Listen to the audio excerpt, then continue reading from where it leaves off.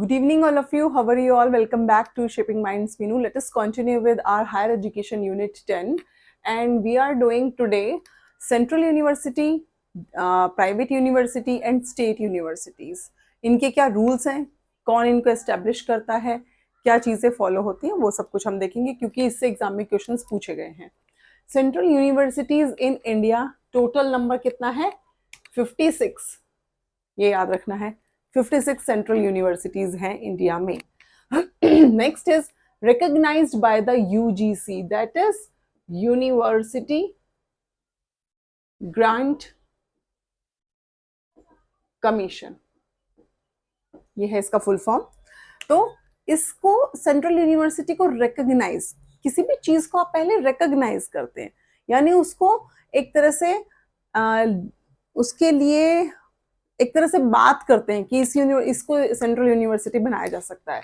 तो रिकॉग्निशन कौन देता है? UGC, university grant commission.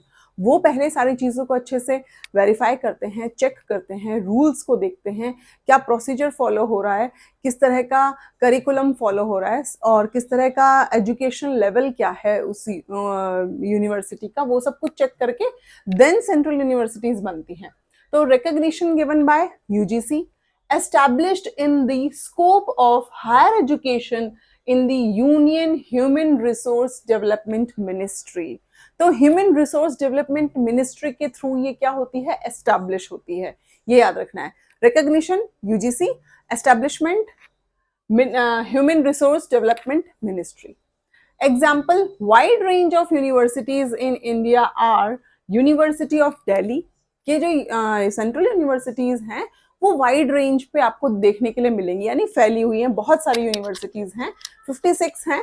And इसमें यूनिवर्सिटी ऑफ दिल्ली सबसे पुरानी एक तरह से, north eastern hill university, north eastern hill university, university Assam university, Tezpur university, Mizoram university and IGNOU भी सेंट्रल यूनिवर्सिटी के अंडर आती है.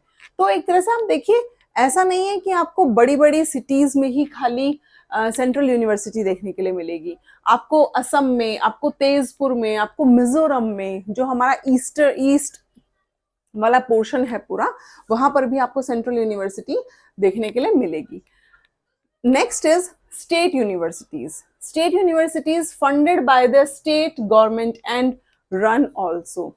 जो स्टेट यूनिवर्सिटीज होती हैं उनको फंड भी स्टेट गवर्नमेंट देती हैं एंड उसको रन करने का काम भी किसका है? स्टेट का है. Keep in mind. Next is after adopting the constitution of India in 1950, education has became each states responsibility.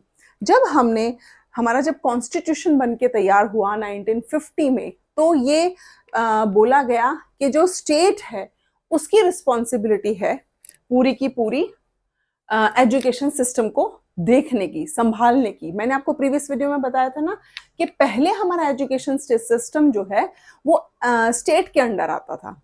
बाद में वो चेंज हुआ कि state and central government, state government and central government दोनों रिस्पॉन्सिबल होंगी एजुकेशन सिस्टम के लिए.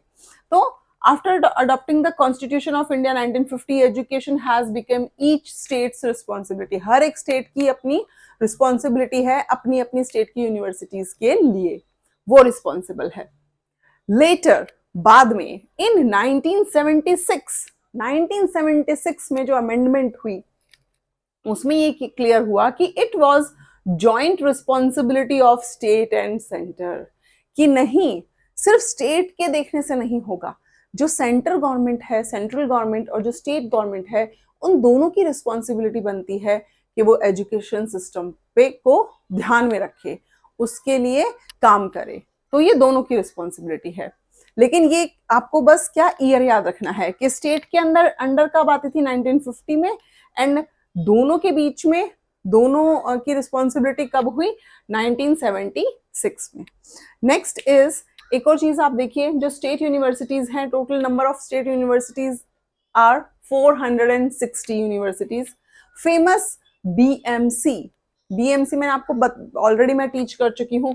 University of Bombay, university of Madras and university of Calcutta, very famous, जो सबसे पहले बनी थी. 1857 में, ठीक है। Next is current pattern. अगर पूछा गया आपसे कि करंट पैटर्न जो है एफिलिएशन का, यानी कि कौन एफिलिएट करना, यानी मान्यता देना एक तरह से कि ठीक है ये यूनिवर्सिटी स्टेट यूनिवर्सिटी बन सकती है, तो वो क्या है, affiliation has been adopted from the year 1857। मैंने आप लोगों को अभी ऑलरेडी बताया ना कि जो ये बीएमसी है ये भी कब आई थी, तीनों यूनिवर्सिटी 1857 में।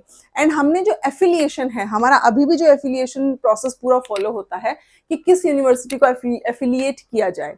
आपने देखा है बहुत सारी यूनिवर्सिटीज होती हैं, उनके अंडर भी कॉलेजेस होते हैं, उन कॉलेजेस को क्या मिलता है, उस यूनिवर्सिटी के अंडर एफिलिएशन, कि ये कॉलेजेस इस यूनिवर्सिटी के अंडर आते हैं। तो एफिलिएशन यानी मान्यता मिलना। तो वो कब स्टार्ट हुआ, 1857 से। ये PYQ है, पूछा गया है एग्जाम में, प्लीज ध्यान रखिए। तो 1857 का जो एफिलिएशन सिस्टम है वही अभी चल रहा है, वही फॉलो होता है अभी भी। अब हम पहुंचे हैं प्राइवेट यूनिवर्सिटीज पे, not operated by the government. जो प्राइवेट यूनिवर्सिटीज है ना, उसमें ना तो गवर्नमेंट का रोल है, सेंट्रल गवर्नमेंट का रोल है, ना स्टेट गवर्नमेंट का रोल है, इन दोनों का कोई रोल नहीं है। प्राइवेट यूनिवर्सिटी, प्राइवेट जो चीज ही प्राइवेट है, यानी आपकी किसी एक इंसान की या किसी ग्रुप ऑफ पीपल की पर्सनल प्रॉपर्टी हम कह सकते हैं। तो प्राइवेट यूनिवर्सिटीज, जैसे आपके पास बहुत सारा पैसा हो और आप सोचे चलो हम एक एजुकेशन स्ट्रक्चर, पूरा इंफ्रास्ट्रक्चर खड़ा करते हैं, तो आप अपनी खुद की प्राइवेट यूनिवर्सिटी बनाने का सोचते हैं, उसको एस्टैब्लिश करने का सोचते हैं, तो वो होती है प्राइवेट यूनिवर्सिटी। उसमें स्टेट का कोई रोल नहीं, उसमें सेंटर का कोई रोल नहीं। दे मे रिसीव टैक्स ब्रेक्स, कि वो उन्हें मिल सकता है गवर्नमेंट से, उन्हें क्या क्या मिल सकता है, उन्हें टैक्स ब्रेक्स मिल सकते हैं, उन्हें ग्रांट, एक तरह से कि हाँ ठीक है आप ये चीज कर सकते हो, ग्रांट मिल सकता है, एंड स्टूडेंट लोन भी दिया जा सकता है।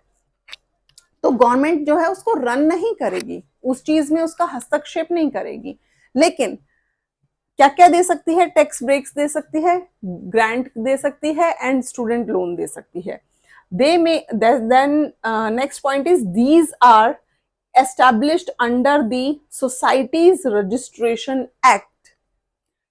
प्राइवेट यूनिवर्सिटीज जो हैं वो किसके अंडर एस्टैब्लिश होती हैं, तो वो होती हैं societies registration act 1860, very important. Societies registration act 1860 के तहत जो प्राइवेट यूनिवर्सिटीज हैं वो एस्टैब्लिश होती हैं, ये याद रखना है। Next is first private university जो बनी थी इंडिया की, that is Sikkim Manipal university of health and medical technological sciences, Gangtok, in 1995। तो फर्स्ट जो यूनिवर्सिटी है, जो प्राइवेट यूनिवर्सिटी है, वो Sikkim Manipal university of health and medical technological sciences कहाँ पर एस्टेब्लिश हुई, 1995 में गैंगटॉक में, ये आपको याद रखना है। और 403 प्राइवेट यूनिवर्सिटीज हैं टोटल। नेक्स्ट वीडियो में हम मिलेंगे डीम्ड टू बी यूनिवर्सिटीज के बारे में। थोड़ा सा क्रक्स ये है डीम्ड टू बी यूनिवर्सिटी का कि deemed to be university autonomous body है, यानी वो अपने खुद के रूल्स रेगुलेशंस बनाती हैं, उनको फॉलो करती हैं, और उनके लिए भी कुछ क्राइटेरिया है गवर्नमेंट के थ्रू जो उनको फॉलो करना होता है। फॉर एग्जांपल 20 इयर्स का से वो एस्टैब्लिश्ड हो, 20 ईयर्स से वो रन कर रही हो, यानी 20 साल उन्हें हो चुके हों चलते हुए, उसके बाद उनको डीम्ड टू बी यूनिवर्सिटी का जो टैग है वो मिलता है, जो ओहदा है वो मिलता है। डीम्ड टू बी यूनिवर्सिटी का मतलब ये होता है कि उसको अभी तक यूनिवर्सिटी नहीं बोला गया है, नहीं बनी है वो, अभी तक बोला गया है नहीं बनी है अभी तक। वो क्या है, वो यूनिवर्सिटी बनी नहीं है, वो एक कोई ऑर्गेनाइजेशन है जो इतने सालों से काम कर रही है, बट स्टिल वो यूनिवर्सिटी में काउंट नहीं होती। बट उनका स्टैंडर्ड ऑफ एजुकेशन बहुत हाई होता है, बहुत स्ट्रिक्ट रूल्स होते हैं, बहुत अच्छा उनका करिकुलम होता है, बहुत स्पेशलाइजेशन देखने के लिए मिलता है आपको डीम्ड टू बी यूनिवर्सिटीज में। तो ये था crux deemed to be university का। नेक्स्ट वीडियो में हम डीम्ड टू बी यूनिवर्सिटी को डिटेल में पढ़ेंगे, क्योंकि डीम टू बी यूनिवर्सिटीज से बहुत सारे क्वेश्चंस पूछे जाते हैं। And deem to be university का एक तरह से हम अगर उसको डिटेल में समझे तो वो थोड़ा सा लेंदी है as compare to the central, state and private universities concept. ठीक है, तो मिलते हैं नेक्स्ट वीडियो में। अगर वीडियो इन्फॉर्मेटिव लगता है तो प्लीज चैनल को लाइक एंड सब्सक्राइब कर दिया करो, और छोटा सा कमेंट जो मुझे मोटिवेट करता है कि ठीक है मैं और ज्यादा वीडियोस बनाऊं और अच्छे से आप लोगों को पढ़ाऊं। Thank you, bye bye.